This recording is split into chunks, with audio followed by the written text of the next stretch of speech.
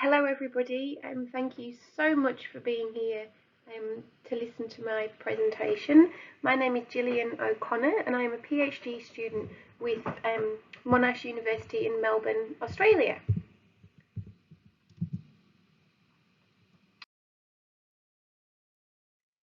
Today my presentation is on a paper that I'm developing which looks at developing a motive orientation towards science concepts in infancy, the use of props within a conceptual play world. So today I'm going to try and show you a bit about the context and the background to the study in the paper, some of the research aims, the cultural, historical, methodological and theoretical framework, and then some of the early findings and the implications of these findings.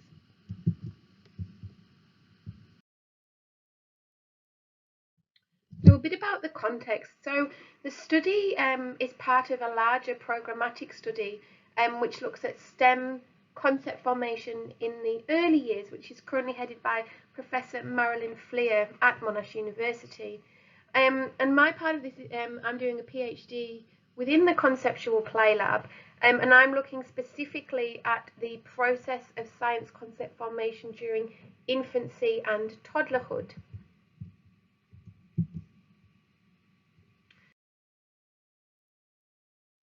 In terms of the background, well, really, when we're looking at infants in science, we know that they can and that they do engage in science, but very little is actually known about what the process of science concept formation looks like for children during infancy. So specifically, most of the literature on science concept formation in the early years relates to children aged 3 to 6.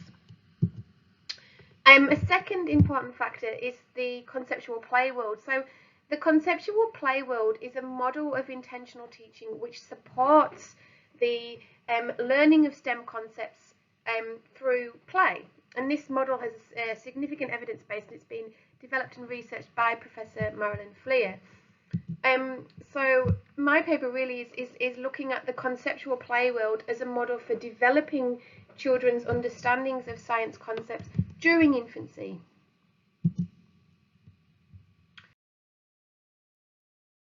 So, bearing that in mind, the overall aim of the study was to explore how science concept formation occurs for children during infancy under the conditions of a conceptual play world.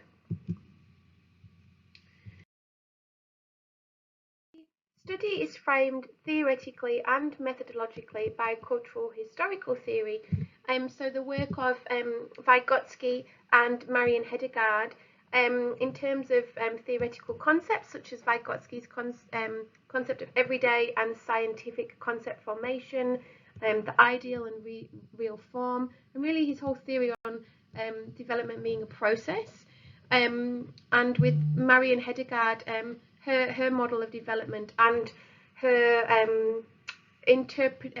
method of analysis is based on different forms of interpretation.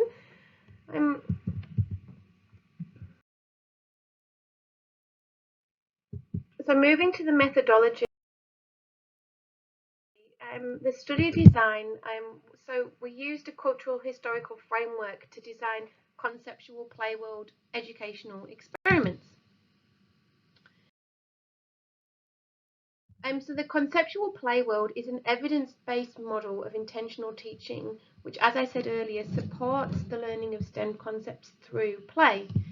And what happens is educators go on an imaginary journey with young children to solve problems, and it's during this solving of the problems that children develop conceptual understandings in STEM concepts.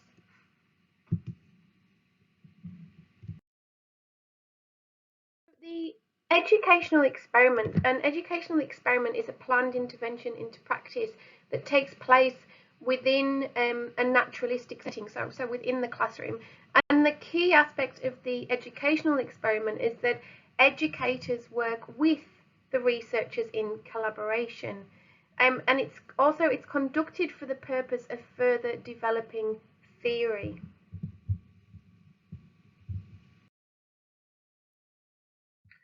Moving to the research process, so there was 4 phases in the research process. The first phase, so first of all, we conducted a 2-hour professional development session with the educators, and this was based on the 5 characteristics of a conceptual play world. After the professional development session, researchers again worked with the educators for planning, so planning out what their conceptual play world, how it would look, what it was going to include, the kind of science concepts they were going to explore, and how this would be achieved. In the third phase was the implementation. So each conceptual play world was implemented across a period of 2 conceptual weeks, and they ranged from being either a 3 to an 8-day conceptual play world.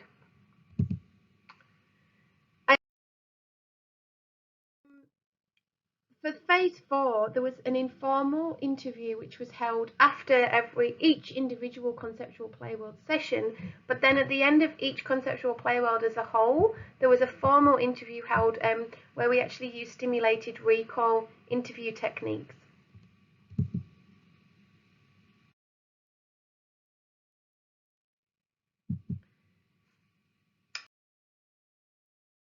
So moving on to the participants and data collection. So 5 conceptual play world educational experiments were implemented across 2021 and 2022. So this is with children that were aged 8 to 36 months.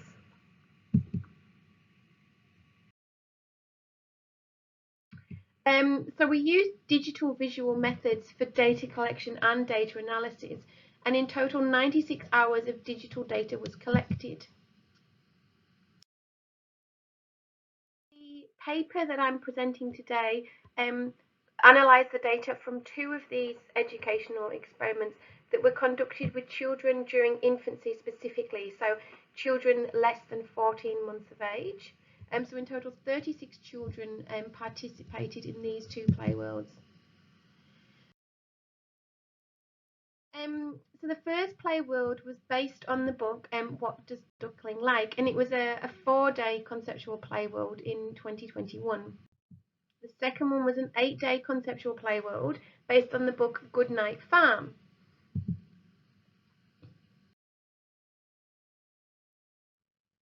So the focus of each of these conceptual play worlds was on developing the infant's understanding of the biological science concept, animal characteristics and habitats.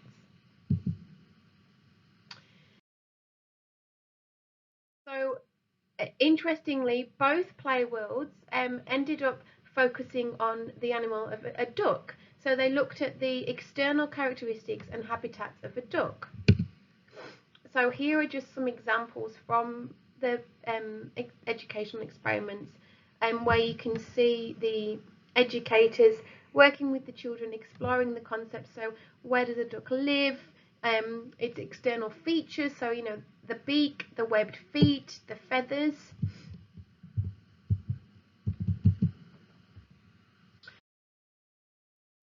For analysis of the data, we used a 3-layered analytical process based on Marianne Hedegaard's different forms of interpretation.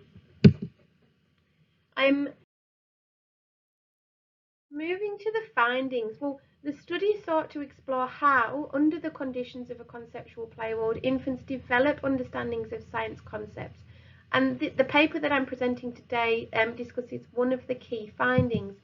And that was that props used within the context of the collective narrative of the conceptual play world fostered the development of infants' motive orientations towards everyday science concepts.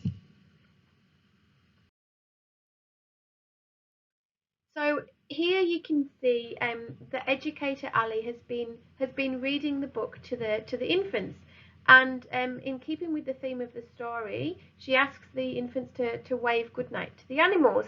And as you can see in the image, most of the infants aren't actually looking at Ali, and there's no attempts to imitate Ali's gesture to wave goodnight to the animals are made.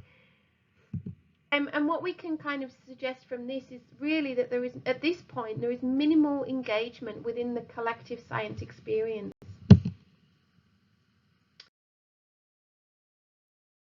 Now, as part of the play world, the educators then have to introduce a problem.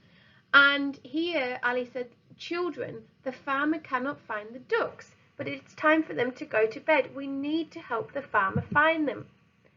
And so to do this, the educators then introduce these props representative of the science concept, the external characteristics of a duck, into the activity setting.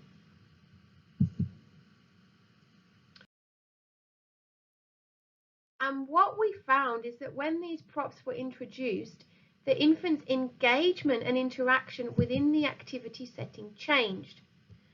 So here you can see how the infants begin moving around the activity setting. They're exploring these different props and they're actively engaging in the collective science experience.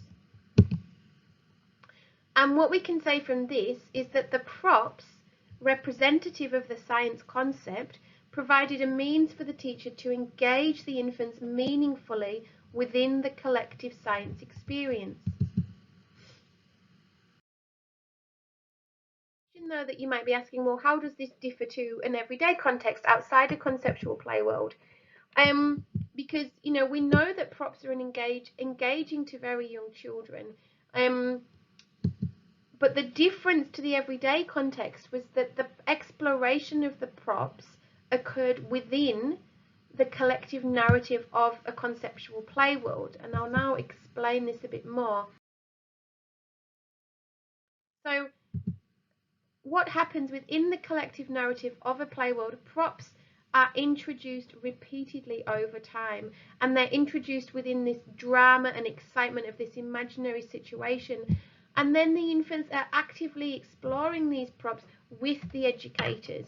The props aren't just put out and then left for the children to explore by themselves. It's a real collaboration. It's a collective experience.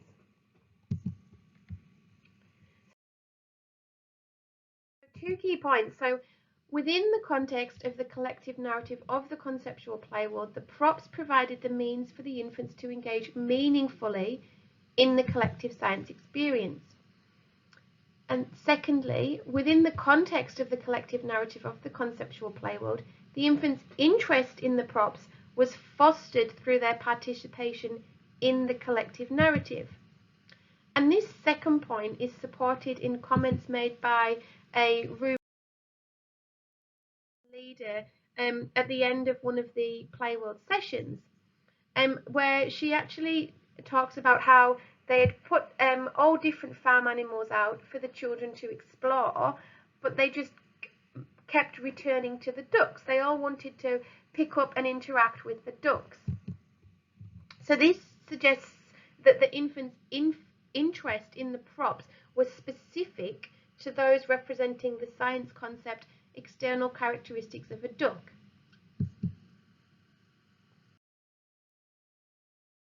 So in summary, within the context of the collective narrative of the conceptual play world, props provided the means for infants to meaningfully engage in the collective science experience.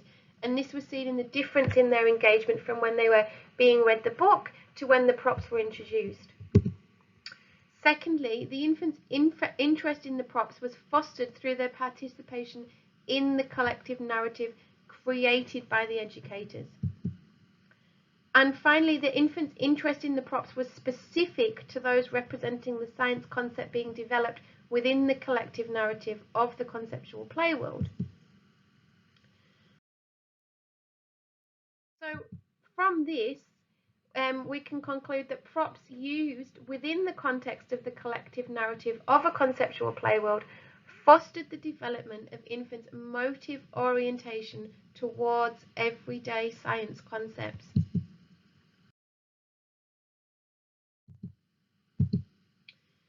And ultimately, we can say that the conceptual play world in this way is creating motivating conditions for infants in science. The implications of this then being that the conceptual play world is a model that we can use for developing infants' understandings in science.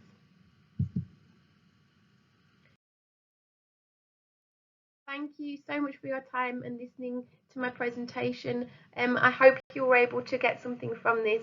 Thank you. Goodbye.